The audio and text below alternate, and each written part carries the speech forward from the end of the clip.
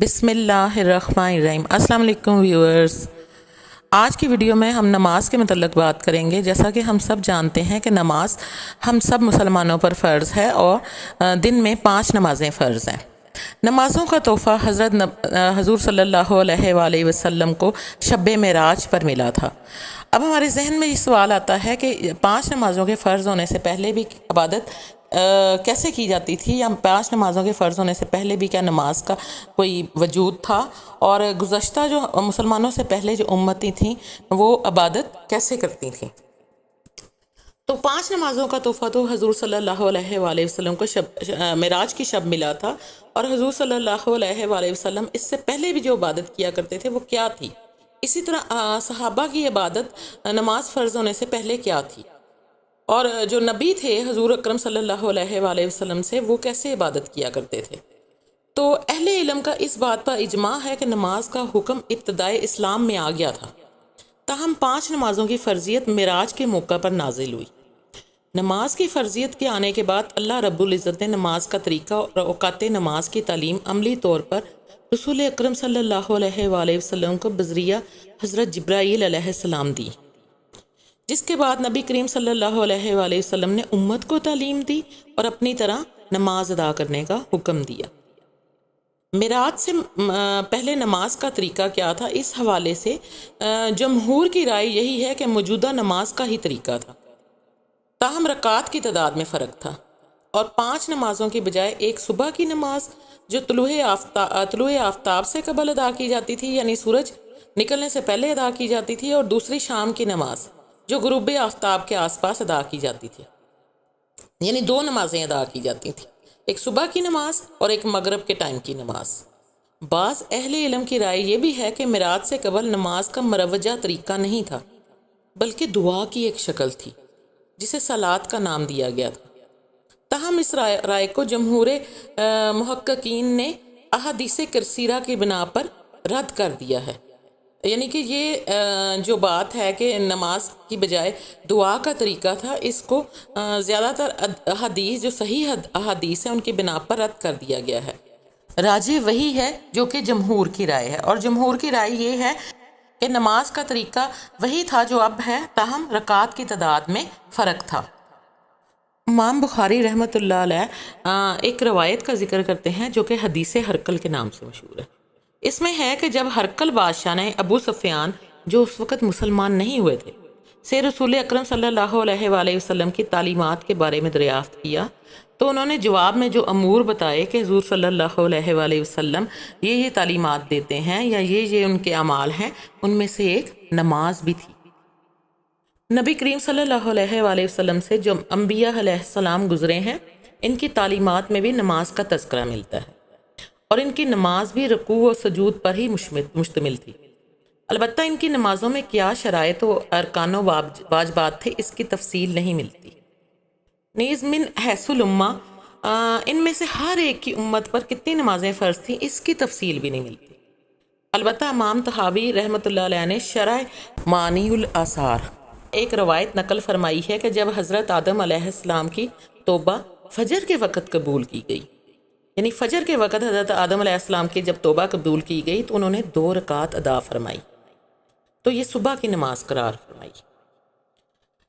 حضرت اسحاق علیہ السلام کی قربانی ظہر کے وقت پیش کی گئی تو انہوں نے 4 رکعات ادا فرمائی،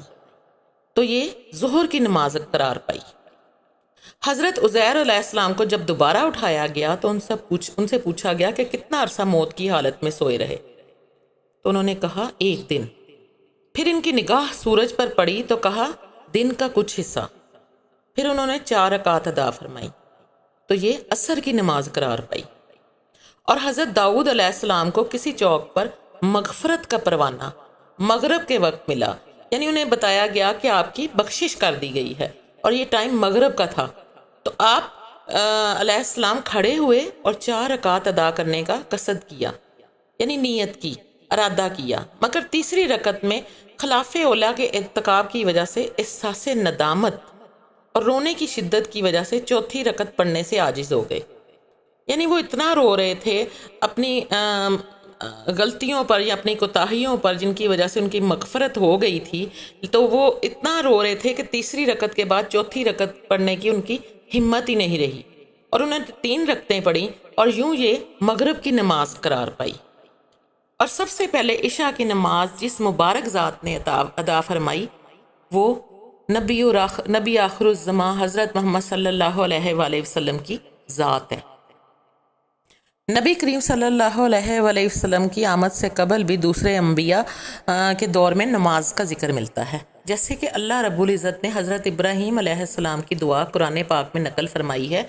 اس میں بھی نماز کا ذکر ملتا ہے۔ اس کا ترجمہ یہ ہے: اے رب، میں نے بسایا ہے اپنی ایک اولاد کو میدان میں کہ جہاں کھیتی نہیں، تیرے محترم گھر کے پاس، اے رب ہمارے تاکہ قائم رکھیں نماز کو۔ حضرت ابراہیم علیہ السلام کی دعا ہے: اے رب میرے کر مجھ کو کہ قائم رکھوں نماز اور میری اولاد میں سے بھی، اے رب میرے اور قبول کر میری دعا۔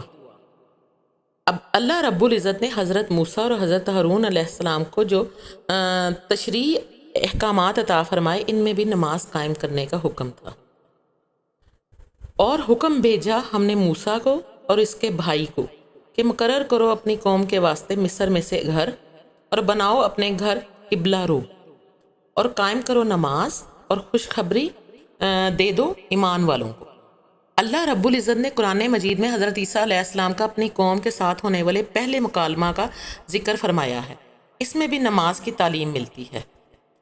اور بنایا مجھ کو برکت والا جس جگہ میں ہوں، اور تاکید کی مجھ کو نماز کی اور زکوٰۃ کی جب تک میں رہوں زندہ۔ اسی طرح حضرت زکریا علیہ السلام کے حوالے سے قرآن مجید میں ارشاد ہے: پھر اس کو آواز دی فرشتوں نے جب وہ کھڑے تھے نماز میں حجرے کے اندر۔ اللہ رب العزت نے تمام انبیاء علیہ السلام کے بارے میں ارشاد فرمایا: یہ وہ لوگ ہیں جن پر انعام کیا اللہ نے، پیغمبروں میں آدم کی اولاد میں، اور ان میں جن کو سوار کرایا ہم نے نوح کے ساتھ، اور ابراہیم کی اولاد میں، اور اسرائیل کی، اور ان میں جن کو ہم نے ہدایت کی اور پسند کیا جب ان کو سنائے آیتیں رحمان کی گرتے ہیں سجدہ میں اور روتے ہوئے۔